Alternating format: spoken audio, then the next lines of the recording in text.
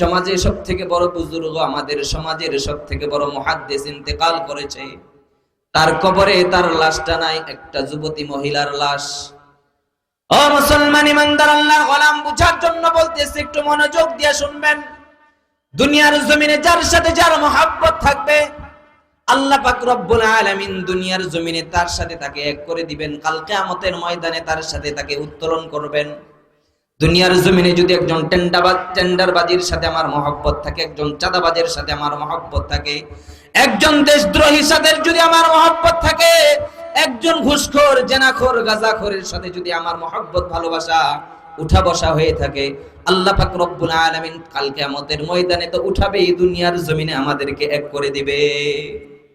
সেটার নজির হলো শুধুই মাত্র একটা জিনিস, বিধর্মীদের একটা জিনিস নিজের মধ্যে ভালো লাগার কারণে আল্লাহ পাক রব্বুল আলামিন দুনিয়ার জমিনে নজির দেখায় দিবেন সারা পৃথিবীর মুসলমানদেরকে বোঝার জন্য যে আল্লাহ পাক রব্বুল আলামিন একজন আছেন।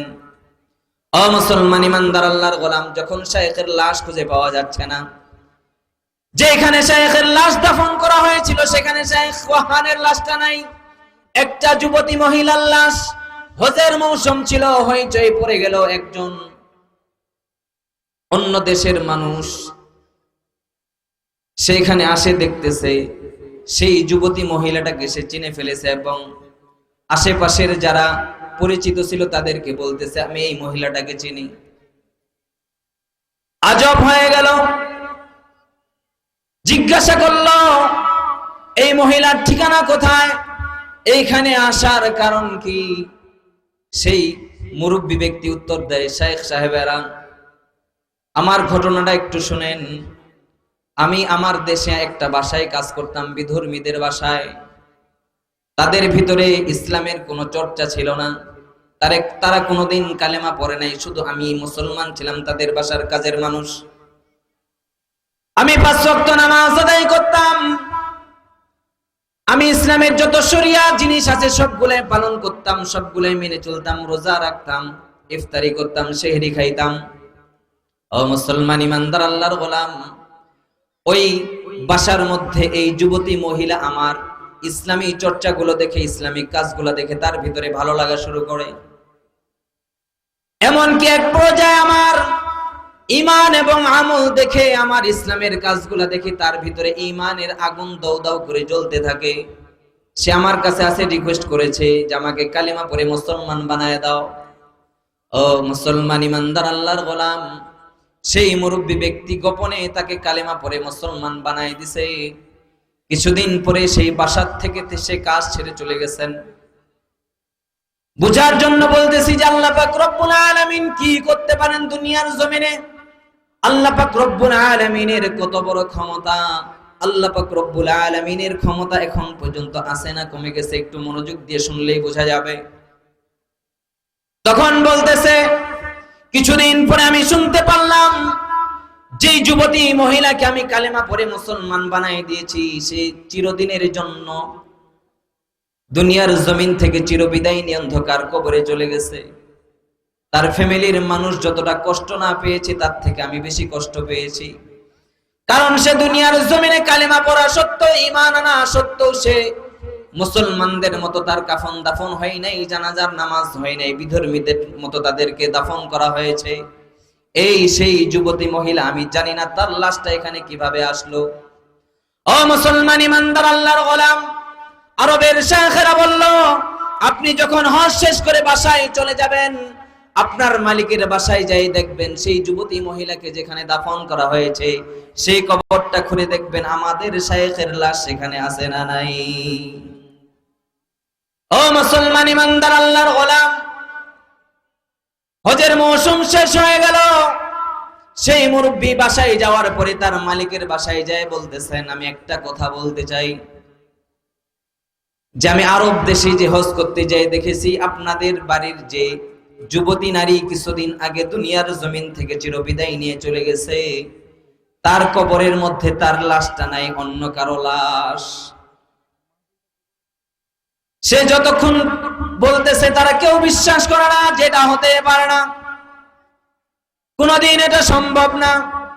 সেই মুরব্বী বলতেছে, কবরটা আমি একবার খুঁড়ে দেখতে চাই, যে কবরের ভিতরে আপনাদের মহিলার লাশ আছে না নাই? ও মুসলমান ইমানদার আল্লাহর গোলাম, তারা কোনোভাবে রাজি হচ্ছে না। যে যখন জোর গলায় বলল যে আমি 100-র মধ্যে 100 ভাগ আমি কনফিডেন্স নিয়ে বলতে পারি আপনাদের মহিলার লাশ এখানে নাই, ফ্যামিলির মানুষ বলতেছে একবার ঘুরে দেখি না, এত জোর গলায় বলতেছে যে আমাদের বাড়ির মহিলার লাশ এখানে নাই, তাহলে লাশটা গেল কোথায়? এক পর্যায়ে তার বাসার মানুষ ক্ষিপ্ত হয়ে যায়, কবর করে দেখতেছে তার মহিলার লাশ সেই কবরের মধ্যে নাই, আরবের শাইখ ওয়াহানের লাশ সেখানে চলে গেছে। আল্লাহু আকবার। ও মুসলমান ইমানদার আল্লাহর গোলাম, টেলিফোনের যুগ ছিল না, ইন্টারনেটের যুগ ছিল না। আবার কয়েক মাস ভ্রমণ করার পরে সেই মুরব্বী চাচা সেই আরব দেশে পৌঁছায়, শাইখদের কাছে যায় বলতেছেন আপনাদের শাইখের লাশ আমাদের দেশে বিধর্মীদের কবরে দাফন করা আছে। ও মুসলমান ইমানদার আল্লাহর গোলাম, সমাজের মধ্যে একটা হইচই পড়ে গেল। কি অবস্থা? আমাদের সমাজের মধ্যে যদি একজন বড় আলেম থাকে, একজন বড় মুফতি থাকে, একজন বড় মুহাদ্দিস থাকে, তাকে আমরা সকলেই শ্রদ্ধা করি, সম্মান করি, ইজ্জত দেই। ও মুসলমান ইমানদার আল্লাহর গোলাম, ঠিক তৎকালীন সময় সেই সমাজের মধ্যে শাইখ ওয়াহান অনেক বড় বুজুর্গ ছিলেন, অনেক বড় মুহাদ্দিস ছিলেন, মসজিদের ইমাম ছিলেন, খতিব ছিলেন, কিন্তু তার লাশটা গায়েব হয়ে একজন যুবতী নারীর লাশ সেখানে চলে এসেছে। এলাকার সমস্ত আলেমেরা একত্রিত হয়ে একটা কমিটি করলেন এবং জিজ্ঞাসা করতে থাকলেন কি ব্যাপার। মহিলাটার কথা জিজ্ঞাসা করলেন এবং মহিলার যেইভাবে বর্ণনা দিলেন শায়েখেরা বুঝে গেলেন যে আল্লাহ পাক রব্বুল আলামিনের ঈমানের নূর তার ভিতরে আছে, এই জন্য মহিলার লাশ এখানে চলে এসেছেন। কিন্তু আমাদের শায়েখ এমন কি করেছেন যে একজন বিধর্মীর মহিলার কবরে তার লাশটা চলে গেছে। ও মুসলমান ইমানদার আল্লাহর গোলাম, যে মসজিদে ইমামতি করত তাদেরকে যায় জিজ্ঞাসা করলেন আপনাদের ইমাম কিরকম ছিল? সব মুসল্লি একভাবে উত্তর দিয়েছে আমাদের ইমামের মতো কোনো ইমাম হতে পারে না, তার ব্যবহার, চরিত্র, আখলাক সবকিছুই ভালো ছিল, সবকিছুই ভালো ছিল, সবকিছুই ভালো ছিল। ও মুসলমান ইমানদার আল্লাহর গোলাম, যে মাদ্রাসায় হাদিসের দরস দিতেন সেই মাদ্রাসায় চলে গেলেন যে আপনাদের মুহাদ্দিস সাহেব কিরকম ছিল? এক কথায় সবাই উত্তর দিয়েছেন আমাদের মুহাদ্দিস সাহেবের মতো কোনো শিক্ষক হতে পারে না, তার ঈমান, তার আমল সবকিছুই মজবুত ছিল, সবকিছুই ভালো ছিল। ও মুসলমান ইমানদার আল্লাহর গোলাম, তার গ্রামের মধ্যে, এলাকার মধ্যে যায় জিজ্ঞাসা করে আপনাদের সমাজের যে ইমাম ছিল সেই ইমামের ব্যবহার কিরকম ছিল, চরিত্র কিরকম ছিল, আখলাক কিরকম ছিল? সবাই এক কথায় উত্তর দিল খুব সুন্দর ছিল, খুব ভালো ছিল। ও মুসলমান ইমানদার আল্লাহর গোলাম, কোনোভাবেই কোনো ক্লু খুঁজে পাচ্ছে না। এবার কমিটি একসাথে হয়ে বলতেছেন তার স্ত্রীর কাছে যাওয়া যাক। আমরা যতই আকাম কুকাম করি, কেউ না জানলে একমাত্র বাড়ির স্ত্রী জানে কি জানে না? কথা বলেন, জানে কি জানে না? জানে। অনেক গোপন কিছু তাদের কাছে প্রকাশ পেয়ে যায়। এই জন্য আরবের শায়েখেরা সবাই একত্রিত হয়ে কমিটিবদ্ধ হয়ে মাশওয়ারা করে বললেন যে তার স্ত্রীর কাছে যে জানা যাক তার ভিতরে কোনো গুনাহ ছিল নাকি। গুনাহ যদি না থাকে তাহলে আল্লাহ পাক রব্বুল আলামিন তার লাশ আরব থেকে নিয়ে আরেক দেশের বিধর্মীদের কবরে ঢোকাই দিতে পারে না। পুরা কমিটি তার বাসায় যায় জিজ্ঞাসা করতেছে যে এই অবস্থা, এই কাহিনী ঘটে গেছে, আপনার স্বামীর সম্পর্কে আপনি একটু বলেন, আপনার স্বামী হিসাবে আপনার কাছে কেমন ছিল? ও মুসলমান ইমানদার আল্লাহর গোলাম, তার স্ত্রী এক কথাই জবাব দেয় আমার স্বামীর মতো কোনো স্বামী হতে পারে না।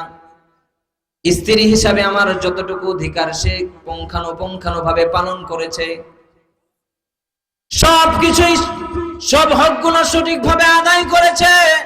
তাহাজ্জুদ গুজারি ছিল, তাহাজ্জুদ নামাজ আদায় করত, 5 ওয়াক্ত নামাজ পড়তো, হাদিসের দরস দিত, মসজিদে ইমামতি করত, সবকিছুই ভালো ছিল। কিন্তু একটা জিনিস তার ভিতরে খুঁত ছিল। আরবের শায়েখরা জিজ্ঞাসা করলেন সেই জিনিসটাই আমরা জানতে যাচ্ছি। ও মুসলমান ইমানদার আল্লাহর গোলাম, একটা কথা শুধু বললেন, যখন আমার সাথে তিনি হালাল পন্থায় হালাল ভাবে মিলামিশা করতেন, ফজরের আগে যখন গোসলখানায় যেতেন আর নিজে নিজে শুধু বলতেন মুসলমানদের এই কালচারটা আমাকে ভালো লাগে না যে ফজরের নামাজের আগেই গোসল করতে হয়। এই জিনিসটা আমাকে ভালো লাগে না। প্রায় আমার স্বামীর মুখে আমি কথাটা বলতে শুনতাম। তার ঈমান, তার আমল, তার চরিত্র, তার ব্যবহার, তার আখলাক, তার সবকিছুই ভালো ছিল, কিন্তু বিধর্মীদের একটা জিনিস তার কাছে ভালো লাগতো, কিন্তু বিধর্মীদের ভিতরে কোনো ফরজ গোসল নাই।